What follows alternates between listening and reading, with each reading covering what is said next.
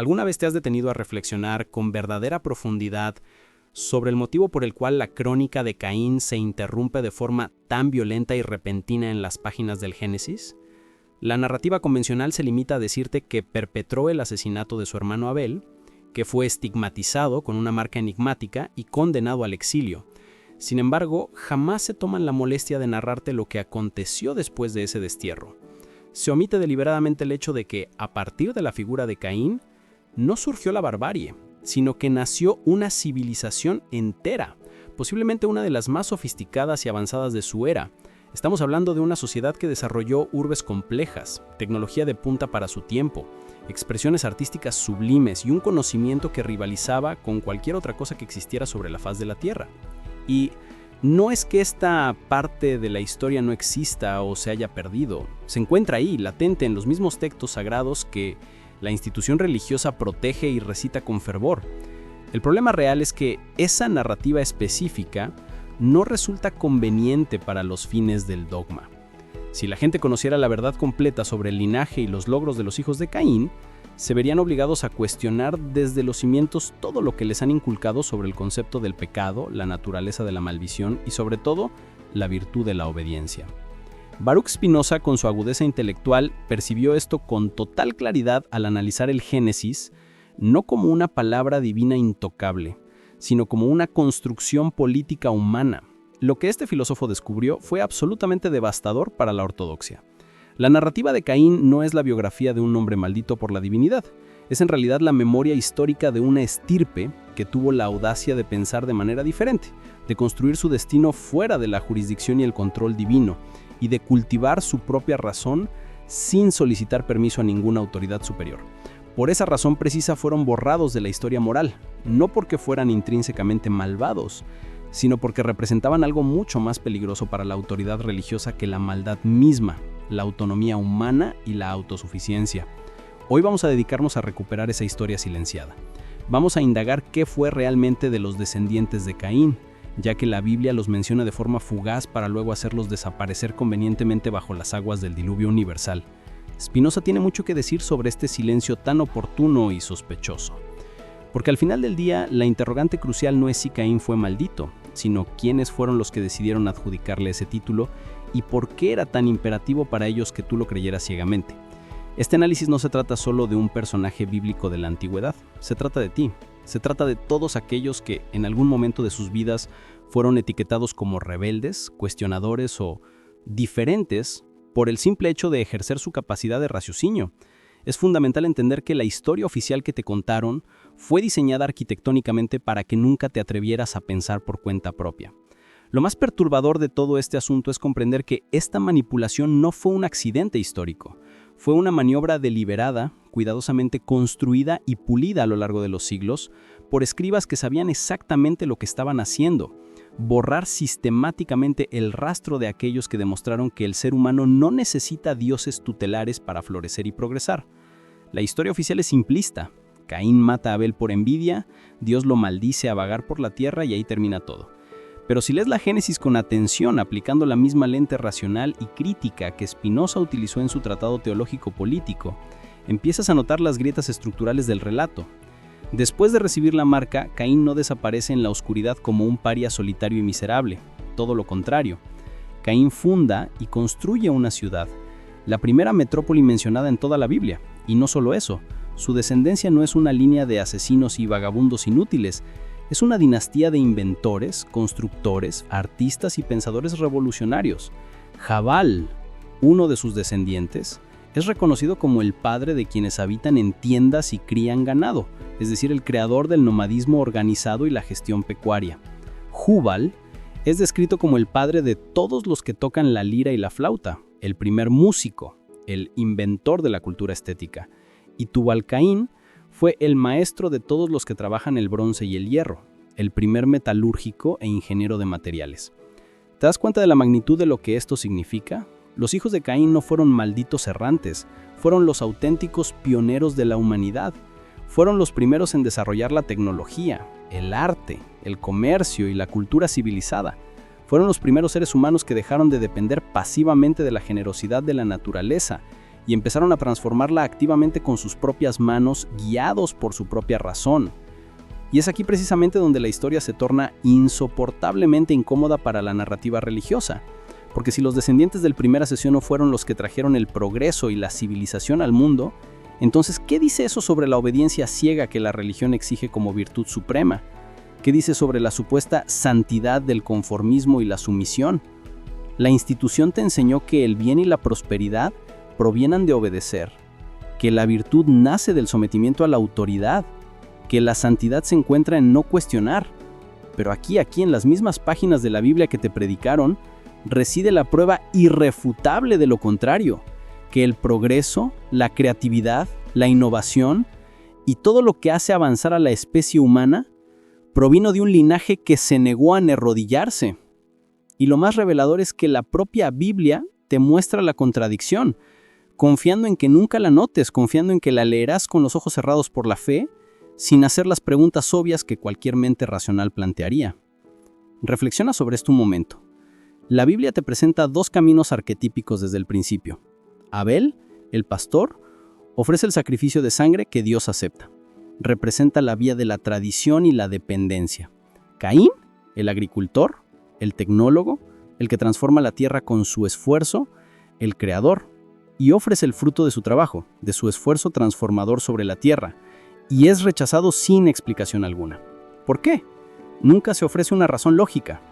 Solo se te impone el hecho de que Dios prefirió la ofrenda de Abel. Y cuando Caín cuestiona, cuando siente en sus entrañas esa contradicción profunda de haber dado lo mejor de su capacidad productiva y ser rechazado sin motivo, es ahí cuando se gesta la tragedia. Pero aquí está la pregunta que nadie te invita a formular. ¿Qué clase de Dios rechaza una ofrenda sincera fruto del trabajo sin dar razones? ¿Qué clase de autoridad exige obediencia ciega y castiga severamente al que se atreve a preguntar por qué? Spinoza no esquivó estas interrogantes, las enfrentó de frente, y lo que dedujo es que esta historia no trata de moralidad divina, trata de control político, trata de establecer desde el origen de los tiempos una regla fundamental: no cuestiones. No importa si la orden no tiene sentido, no importa si es injusta, obedece. Y si no obedeces, serás marcado, serás llamado asesino, serás expulsado de la comunidad. Pero el giro brutal que la institución no puede esconder es que, una vez expulsado, una vez liberado de las cadenas de la obediencia, Caín no perece, Caín construye, crea, innova. Su descendencia no vive en la oscuridad y la miseria espiritual, vive en ciudades organizadas, desarrolla las bellas artes, forja herramientas poderosas, compone música. ¿Cómo puede ser eso posible si realmente cargaban con una maldición divina? La respuesta es que la maldición no era real ni cósmica, era política. Era una etiqueta, un estigma social diseñado para que nadie más quisiera seguir ese camino de independencia. Ahora permíteme llevarte aún más profundo en esta historia de los hijos de Caín, porque lo que sigue es aún más perturbador y revelador. Cuando Caín es expulsado, le dice a Dios: «Mi castigo es tan grande que no puedo soportarlo. Cualquiera que me encuentre me matará». Pero espera, detente ahí un segundo. ¿Quién más existe en la tierra para matarlo? Según la cronología estricta del Génesis, solo existen Adán, Eva y ahora Caín, tras la muerte de Abel. ¿De dónde salen esos otros que podrían encontrarlo y matarlo? La Biblia no lo explica, simplemente pasa por alto esta contradicción masiva y flagrante. Y luego, el texto nos dice que Caín va a la tierra de Nod, al este del Edén, y allí encuentra una esposa. ¿De dónde salió esa esposa? ¿Quién vivía ya en la tierra de Nod? ¿Quién construyó la tierra antes de que él llegara? La narrativa oficial no tiene respuestas, solo guarda silencios convenientes.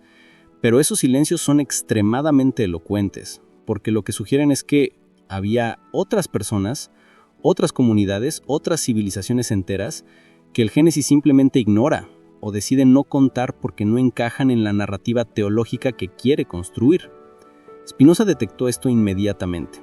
Él entendió que el Génesis no es un relato histórico completo ni universal. Es una selección cuidadosa y sesgada de historias diseñadas para transmitir un mensaje específico. Solo la línea que obedece importa. Todo lo demás, todo lo que está fuera del dogma, puede ser ignorado, borrado y olvidado. Pero la realidad lógica es que existieron otros. y esos otros eran lo suficientemente numerosos como para que Caín temiera por su vida, y lo suficientemente desarrollados como para tener ciudades, mujeres y estructura social. Y Caín, el supuesto maldito, se integró a ellos y construyó sobre lo que ya existía, mejorándolo. Esto cambia todo, porque si aceptas que había otras personas, además de la familia nuclear de Adán y Eva, entonces toda la narrativa del pecado original colapsa por su propio peso. Si había otras comunidades humanas que no pasaron por el Edén, que no comieron del fruto prohibido, que no fueron malditas por la desobediencia de Eva, entonces la culpa que te vendieron no es universal, es específica, es local, es política. Es una forma de control que solo aplica a los que aceptan someterse a esa narrativa. Los hijos de Caín son la evidencia viva de que siempre hubo una alternativa. Siempre hubo pensadores libres que vivieron fuera del sistema, que construyeron sin pedir permiso, que prosperaron sin someterse a la autoridad sacerdotal. Y esa es la verdad peligrosa que la institución no puede permitir que... No estás perdido, estás despertando. Y ese despertar es lo que realmente asusta al sistema. Porque un ser humano despierto no puede ser controlado, no puede ser manipulado, no puede ser usado. Un ser humano despierto ve las contradicciones, hace las preguntas incómodas y se niega a aceptar respuestas que no tienen sentido. Y eso es exactamente lo que necesita hacer. Pero la historia no termina ahí. No puede terminar ahí. Porque si los descendientes de Caín eran tan avanzados, tan creativos, tan poderosos en su capacidad de transformar la realidad, ¿qué fue de ellos? La respuesta oficial es brutalmente simple. El diluvio. Según el Génesis, toda esa civilización fue borrada del mapa en una inundación global que solo salvó a Noé y su familia. Descendientes de Seth, el tercer hijo de Adán. Seth, el reemplazo de Abel, el hijo obediente. Y con él, la línea pura, la línea que sigue las reglas, la línea que no cuestiona. Los descendientes de Caín, todos ellos, fueron eliminados. O al menos eso es lo que te dicen. Pero aquí es donde Spinoza te invita a hacer una pregunta incómoda.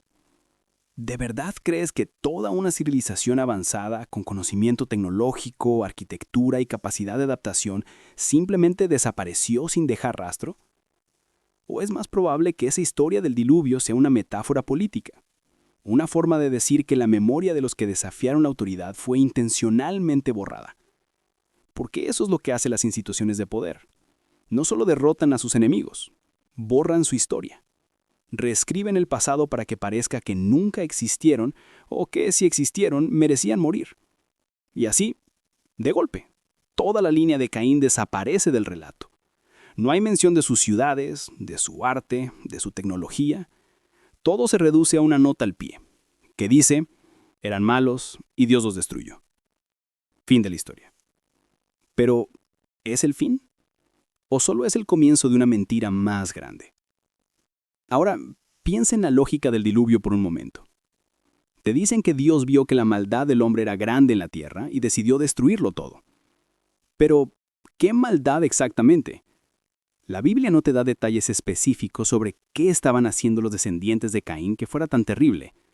Lo único que sabemos es que estaban construyendo, creando, desarrollando civilización. ¿Es eso maldad? ¿O es que la maldad, en el lenguaje del poder religioso, significa simplemente vivir sin someterse a la autoridad divina? Spinoza plantea esta pregunta de manera magistral. Si Dios es infinito, perfecto, omnisciente, ¿por qué necesitaría destruir a sus propias creaciones? ¿Por qué un ser perfecto actuaría con ira, con venganza, con arrepentimiento? La respuesta es simple, no lo haría. Pero un grupo de sacerdotes que quieren justificar su autoridad sobre las masas, que quieren asegurarse de que nadie cuestione el sistema, que quieren borrar del mapa cualquier ejemplo de vida autónoma, esos sí necesitan un relato como el diluvio. Necesitan una historia que diga, mira lo que pasa cuando te sales del camino. Mira lo que pasa cuando construyes tu propia vida sin nosotros. Dios te destruye. Y no solo a ti, a toda tu descendencia, a toda tu cultura, a todo lo que construiste. No queda nada, solo ceniza, solo agua, solo olvido. Es una advertencia, es una amenaza. Y durante milenios funcionó. La gente tuvo tanto miedo de ser como los hijos de Caín que prefirió obedecer ciegamente antes que arriesgarse a pensar por sí misma. Pero hay algo más que debes saber sobre el diluvio, algo que la mayoría de la gente nunca nota. El relato del diluvio en el Génesis es casi idéntico a relatos de inundaciones que aparecen en culturas anteriores de Mesopotamia. La epopeya de Gilgamesh, descrita siglos antes del Génesis, cuenta prácticamente la misma historia.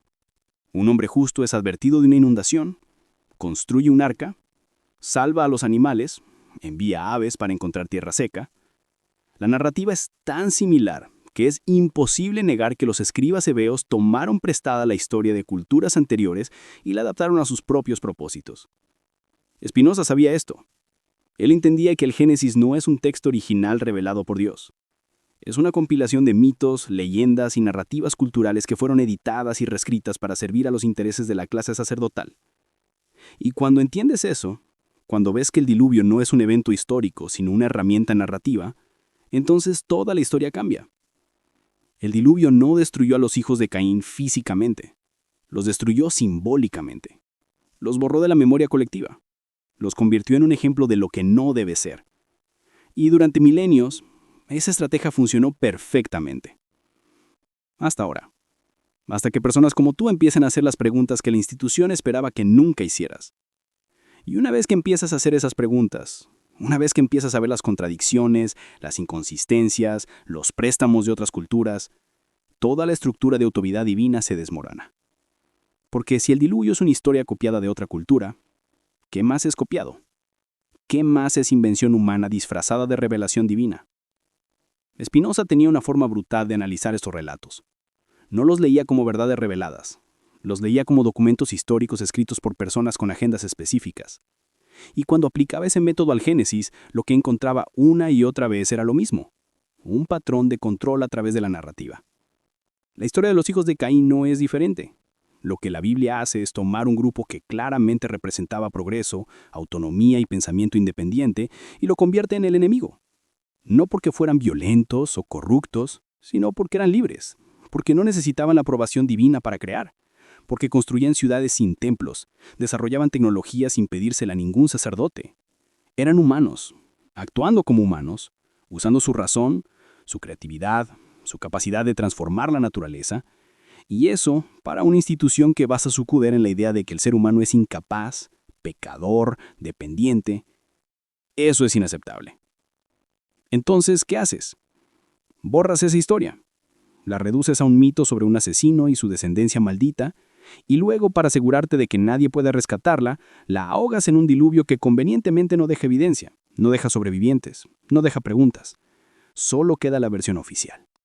La línea de Seth es la buena. ¿Alguna vez te has detenido a reflexionar con verdadera profundidad sobre el motivo por el cual la crónica de Caín se interrumpe de forma tan violenta y repentina en las páginas del Génesis?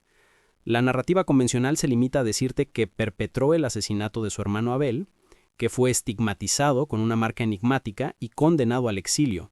Sin embargo, jamás se toman la molestia de narrarte lo que aconteció después de ese destierro. Se omite deliberadamente el hecho de que, a partir de la figura de Caín, no surgió la barbarie, sino que nació una civilización entera, posiblemente una de las más sofisticadas y avanzadas de su era. Estamos hablando de una sociedad que desarrolló urbes complejas, tecnología de punta para su tiempo, expresiones artísticas sublimes y un conocimiento que rivalizaba con cualquier otra cosa que existiera sobre la faz de la Tierra. Y no es que esta parte de la historia no exista o se haya perdido. Se encuentra ahí, latente en los mismos textos sagrados que la institución religiosa protege y recita con fervor. El problema real es que esa narrativa específica no resulta conveniente para los fines del dogma. Si la gente conociera la verdad completa sobre el linaje y los logros de los hijos de Caín, se verían obligados a cuestionar desde los cimientos todo lo que les han inculcado sobre el concepto del pecado, la naturaleza de la maldición y, sobre todo, la virtud de la obediencia. Baruch Spinoza, con su agudeza intelectual, percibió esto con total claridad al analizar el Génesis, no como una palabra divina intocable, sino como una construcción política humana. Lo que este filósofo descubrió fue absolutamente devastador para la ortodoxia. La narrativa de Caín no es la biografía de un hombre maldito por la divinidad, es en realidad la memoria histórica de una estirpe que tuvo la audacia de pensar de manera diferente, de construir su destino fuera de la jurisdicción y el control divino, y de cultivar su propia razón sin solicitar permiso a ninguna autoridad superior. Por esa razón precisa fueron borrados de la historia moral, no porque fueran intrínsecamente malvados, sino porque representaban algo mucho más peligroso para la autoridad religiosa que la maldad misma, la autonomía humana y la autosuficiencia. Hoy vamos a dedicarnos a recuperar esa historia silenciada. Vamos a indagar qué fue realmente de los descendientes de Caín, ya que la Biblia los menciona de forma fugaz para luego hacerlos desaparecer convenientemente bajo las aguas del diluvio universal. Spinoza tiene mucho que decir sobre este silencio tan oportuno y sospechoso. Porque al final del día, la interrogante crucial no es si Caín fue maldito, sino quiénes fueron los que decidieron adjudicarle ese título y por qué era tan imperativo para ellos que tú lo creyeras ciegamente. Este análisis no se trata solo de un personaje bíblico de la antigüedad, se trata de ti. Se trata de todos aquellos que en algún momento de sus vidas fueron etiquetados como rebeldes, cuestionadores o diferentes por el simple hecho de ejercer su capacidad de raciocinio. Es fundamental entender que la historia oficial que te contaron fue diseñada arquitectónicamente para que nunca te atrevieras a pensar por cuenta propia. Lo más perturbador de todo este asunto es comprender que esta manipulación no fue un accidente histórico. Fue una maniobra deliberada, cuidadosamente construida y pulida a lo largo de los siglos, por escribas que sabían exactamente lo que estaban haciendo: borrar sistemáticamente el rastro de aquellos que demostraron que el ser humano no necesita dioses tutelares para florecer y progresar. La historia oficial es simplista. Caín mata a Abel por envidia, Dios lo maldice a vagar por la tierra y ahí termina todo. Pero si lees la Génesis con atención, aplicando la misma lente racional y crítica que Spinoza utilizó en su tratado teológico político, empiezas a notar las grietas estructurales del relato. Después de recibir la marca, Caín no desaparece en la oscuridad como un paria solitario y miserable. Todo lo contrario. Caín funda y construye una ciudad, la primera metrópoli mencionada en toda la Biblia. Y no solo eso, su descendencia no es una línea de asesinos y vagabundos inútiles, es una dinastía de inventores, constructores, artistas y pensadores revolucionarios. Jabal, uno de sus descendientes, es reconocido como el padre de quienes habitan en tiendas y crían ganado, es decir, el creador del nomadismo organizado y la gestión pecuaria. Jubal es descrito como el padre de todos los que tocan la lira y la flauta, el primer músico, el inventor de la cultura estética. Y Tubal-Caín fue el maestro de todos los que trabajan el bronce y el hierro, el primer metalúrgico e ingeniero de materiales. ¿Te das cuenta de la magnitud de lo que esto significa? Los hijos de Caín no fueron malditos errantes, fueron los auténticos pioneros de la humanidad. Fueron los primeros en desarrollar la tecnología, el arte, el comercio y la cultura civilizada. Fueron los primeros seres humanos que dejaron de depender pasivamente de la generosidad de la naturaleza y empezaron a transformarla activamente con sus propias manos, guiados por su propia razón. Y es aquí precisamente donde la historia se torna insoportablemente incómoda para la narrativa religiosa, porque si los descendientes del primer asesino fueron los que trajeron el progreso y la civilización al mundo, entonces, ¿qué dice eso sobre la obediencia ciega que la religión exige como virtud suprema? ¿Qué dice sobre la supuesta santidad del conformismo y la sumisión? La institución te enseñó que el bien y la prosperidad provienen de obedecer, que la virtud nace del sometimiento a la autoridad, que la santidad se encuentra en no cuestionar. Pero aquí en las mismas páginas de la Biblia que te predicaron, reside la prueba irrefutable de lo contrario, que el progreso, la creatividad, la innovación y todo lo que hace avanzar a la especie humana provino de un linaje que se negó a enrodillarse. Y lo más revelador es que la propia Biblia te muestra la contradicción, confiando en que nunca la notes, confiando en que la leerás con los ojos cerrados por la fe, sin hacer las preguntas obvias que cualquier mente racional plantearía. Reflexiona sobre esto un momento. La Biblia te presenta dos caminos arquetípicos desde el principio. Abel, el pastor, ofrece el sacrificio de sangre que Dios acepta. Representa la vía de la tradición y la dependencia. Caín, el agricultor, el tecnólogo, el que transforma la tierra con su esfuerzo, el creador, y ofrece el fruto de su trabajo, de su esfuerzo transformador sobre la tierra, y es rechazado sin explicación alguna. ¿Por qué? Nunca se ofrece una razón lógica. Solo se te impone el hecho de que Dios prefirió la ofrenda de Abel. Y cuando Caín cuestiona, cuando siente en sus entrañas esa contradicción profunda de haber dado lo mejor de su capacidad productiva y ser rechazado sin motivo, es ahí cuando se gesta la tragedia. Pero aquí está la pregunta que nadie te invita a formular. ¿Qué clase de Dios rechaza una ofrenda sincera fruto del trabajo sin dar razones? ¿Qué clase de autoridad exige obediencia ciega y castiga severamente al que se atreve a preguntar por qué? Spinoza no esquivó estas interrogantes, las enfrentó de frente, y lo que dedujo es que esta historia no trata de moralidad divina, trata de control político, trata de establecer desde el origen de los tiempos una regla fundamental: no cuestiones. No importa si la orden no tiene sentido, no importa si es injusta, obedece. Y si no obedeces, serás marcado, serás llamado asesino, serás expulsado de la comunidad.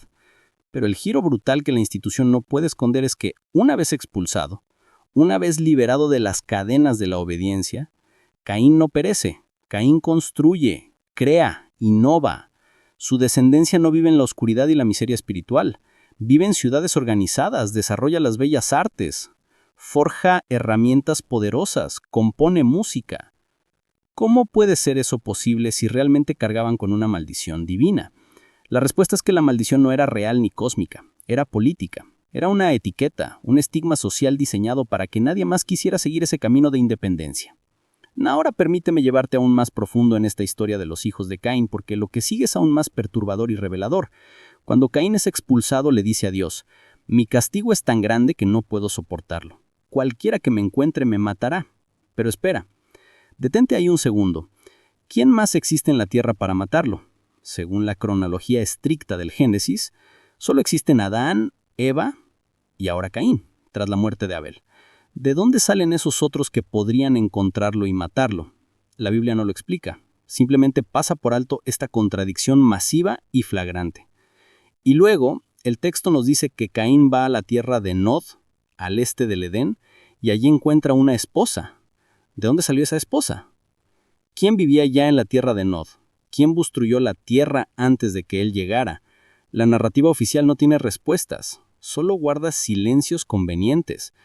Pero esos silencios son extremadamente elocuentes, porque lo que sugieren es que había otras personas, otras comunidades, otras civilizaciones enteras, que el Génesis simplemente ignora o decide no contar porque no encajan en la narrativa teológica que quiere construir. Spinoza detectó esto inmediatamente.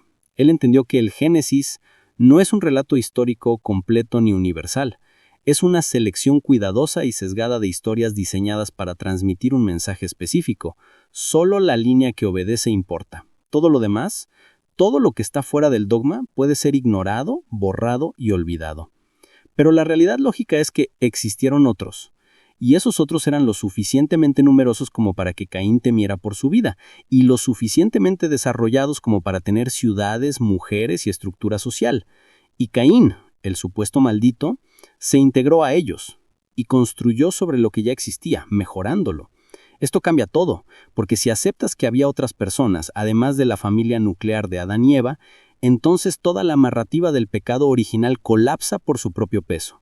Si había otras comunidades humanas que no pasaron por el Edén, que no comieron del fruto prohibido, que no fueron malditas por la desobediencia de Eva, entonces la culpa que te vendieron no es universal, es específica, es local, es política. Es una forma de control que solo aplica a los que aceptan someterse a esa narrativa. Los hijos de Caín son la evidencia viva de que siempre hubo una alternativa.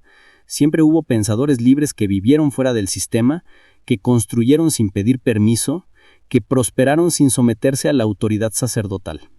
Y esa es la verdad peligrosa que la institución no puede permitir que... No estás perdido. Estás despertando. Y ese despertar es lo que realmente asusta al sistema. Porque un ser humano despierto no puede ser controlado, no puede ser manipulado, no puede ser usado. Un ser humano despierto ve las contradicciones, hace las preguntas incómodas y se niega a aceptar respuestas que no tienen sentido. Y eso es exactamente lo que necesita hacer. Pero la historia no termina ahí. No puede terminar ahí. Porque si los descendientes de Caín eran tan avanzados, tan creativos, tan poderosos en su capacidad de transformar la realidad, ¿qué fue de ellos? La respuesta oficial es brutalmente simple. El diluvio. Según el Génesis, toda esa civilización fue borrada del mapa en una inundación global que solo salvó a Noé y su familia. Descendientes de Seth, el tercer hijo de Adán. Seth, el reemplazo de Abel, el hijo obediente. y con él la línea pura, la línea que sigue las reglas, la línea que no cuestiona. Los descendientes de Caín, todos ellos, fueron eliminados. O al menos eso es lo que te dicen. Pero aquí es donde Spinoza te invita a hacer una pregunta incómoda. ¿De verdad crees que toda una civilización avanzada, con conocimiento tecnológico, arquitectura y capacidad de adaptación, simplemente desapareció sin dejar rastro? ¿O es más probable que esa historia del diluvio sea una metáfora política? Una forma de decir que la memoria de los que desafiaron la autoridad fue intencionalmente borrada. Porque eso es lo que hacen las instituciones de poder. No solo derrotan a sus enemigos, borran su historia. Reescriben el pasado para que parezca que nunca existieron o que si existieron merecían morir. Y así, de golpe, toda la línea de Caín desaparece del relato. No hay mención de sus ciudades, de su arte, de su tecnología. Todo se reduce a una nota al pie, que dice, eran malos y Dios los destruyó. Fin de la historia. Pero, ¿es el fin? ¿O solo es el comienzo de una mentira más grande? Ahora, piensa en la lógica del diluvio por un momento. Te dicen que Dios vio que la maldad del hombre era grande en la tierra y decidió destruirlo todo. Pero, ¿qué maldad exactamente? La Biblia no te da detalles específicos sobre qué estaban haciendo los descendientes de Caín que fuera tan terrible. Lo único que sabemos es que estaban construyendo, creando, desarrollando civilización. ¿Es eso maldad? ¿O es que la maldad, en el lenguaje del poder religioso, significa simplemente vivir sin someterse a la autoridad divina? Spinoza plantea esta pregunta de manera magistral. Si Dios es infinito, perfecto, omnisciente, ¿por qué necesitaría destruir a sus propias creaciones? ¿Por qué un ser perfecto actuaría con ira, con venganza, con arrepentimiento? La respuesta es simple: no lo haría. Pero un grupo de sacerdotes que quieren justificar su autoridad sobre las masas, que quieren asegurarse de que nadie cuestione el sistema, que quieren borrar del mapa cualquier ejemplo de vida autónoma, esos sí necesitan un relato como el diluvio. Necesitan una historia que diga, mira lo que pasa cuando te sales del camino. Mira lo que pasa cuando construyes tu propia vida sin nosotros. Dios te destruye. Y no solo a ti, a toda tu descendencia, a toda tu cultura, a todo lo que construiste. No queda nada, solo ceniza, solo agua, solo olvido. Es una advertencia, es una amenaza. Y durante milenios funcionó. La gente tuvo tanto miedo de ser como los hijos de Caín que prefirió obedecer ciegamente antes que arriesgarse a pensar por sí misma. Pero hay algo más que debes saber sobre el diluvio, algo que la mayoría de la gente nunca nota. El relato del diluvio en el Génesis es casi idéntico a relatos de inundaciones que aparecen en culturas anteriores de Mesopotamia. La epopeya de Gilgamesh, descrita siglos antes del Génesis, cuenta prácticamente la misma historia. Un hombre justo es advertido de una inundación, construye un arca, salva a los animales, envía aves para encontrar tierra seca. La narrativa es tan similar que es imposible negar que los escribas hebreos tomaron prestada la historia de culturas anteriores y la adaptaron a sus propios propósitos. Spinoza sabía esto. Él entendía que el Génesis no es un texto original revelado por Dios. Es una compilación de mitos, leyendas y narrativas culturales que fueron editadas y reescritas para servir a los intereses de la clase sacerdotal. Y cuando entiendes eso, cuando ves que el diluvio no es un evento histórico, sino una herramienta narrativa, entonces toda la historia cambia. El diluvio no destruyó a los hijos de Caín físicamente, los destruyó simbólicamente. Los borró de la memoria colectiva. Los convirtió en un ejemplo de lo que no debe ser. Y durante milenios, esa estrategia funcionó perfectamente. Hasta ahora. Hasta que personas como tú empiecen a hacer las preguntas que la institución esperaba que nunca hicieras. Y una vez que empiezas a hacer esas preguntas, una vez que empiezas a ver las contradicciones, las inconsistencias, los préstamos de otras culturas, toda la estructura de autoridad divina se desmorona. Porque si el diluvio es una historia copiada de otra cultura, ¿qué más es copiado? ¿Qué más es invención humana disfrazada de revelación divina? Spinoza tenía una forma brutal de analizar estos relatos. No los leía como verdades reveladas, los leía como documentos históricos escritos por personas con agendas específicas. Y cuando aplicaba ese método al Génesis, lo que encontraba una y otra vez era lo mismo, un patrón de control a través de la narrativa. La historia de los hijos de Caín no es diferente. Lo que la Biblia hace es tomar un grupo que claramente representaba progreso, autonomía y pensamiento independiente y lo convierte en el enemigo. No porque fueran violentos o corruptos, sino porque eran libres, porque no necesitaban la aprobación divina para crear, porque construían ciudades sin templos, desarrollaban tecnología sin pedírsela a ningún sacerdote. Eran humanos, actuando como humanos, usando su razón, su creatividad, su capacidad de transformar la naturaleza, y eso para una institución que basa su poder en la idea de que el ser humano es incapaz, pecador, dependiente. Eso es inaceptable. Entonces, ¿qué haces? Borras esa historia. La reduces a un mito sobre un asesino y su descendencia maldita, y luego, para asegurarte de que nadie pueda rescatarla, la ahogas en un diluvio que convenientemente no deja evidencia, no deja sobrevivientes, no deja preguntas. Solo queda la versión oficial. La línea de Seth es la buena.